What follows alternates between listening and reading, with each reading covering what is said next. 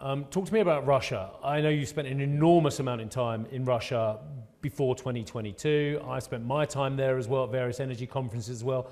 I know that you've wanted to have strong exposure and strong investment from Total in Russia because there is a lot of amazing hydrocarbons there as well. Is it completely off the agenda for Total to, if there is some form of rapprochement and peace in Ukraine, to invest more back into Russia, or actually has the experience just been too fraught?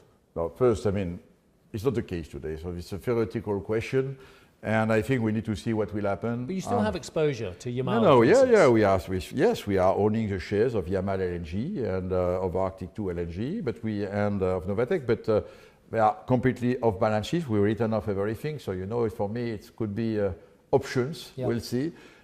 I cannot see what is the story, in which conditions the peace could be there.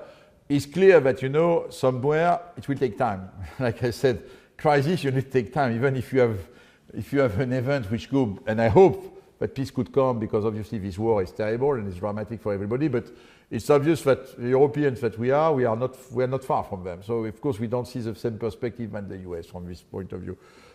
I think let's see. Honestly, before to embark into large project again, we'll have to build trust. That's a question of trust. And we'll see in which condition it could happen.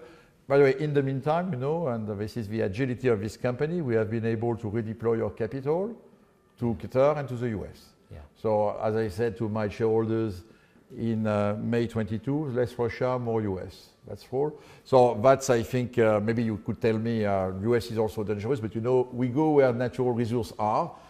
It's clear to me that we'll have to take time before to re-engage in a heavy way, but at the same time, we'll see what will happen. So just on the final point, I guess, really, there is a danger of reinvesting from a European point back in Russia, but there's also an equal danger of relying too much on forming medium to longer term deals with the United States and finding ourselves as dependent on American product as Russian product. But it's very clear. Europe is fundamentally, in terms of energy, we import energy. Because except Norway, the UK production is diminishing. So except Norway, we don't have energy. In fact, we have nuclear if we want, and we have renewables. This is the only way to have some form of independence. It will not be enough. The only good policy for Europeans is to diversify. And not to go from an over-dependence on Russia to an over-dependence on the US, which is the target probably of the US administration today. So this is a balance to find. But there are other ways, we can continue to develop relationships with Egypt, with Mediterranean, with Algeria. For example, we are working on a project in Cyprus to bring the gas from Cyprus to Egypt and then back to Europe. That's the way. We need to diversify, that's clear.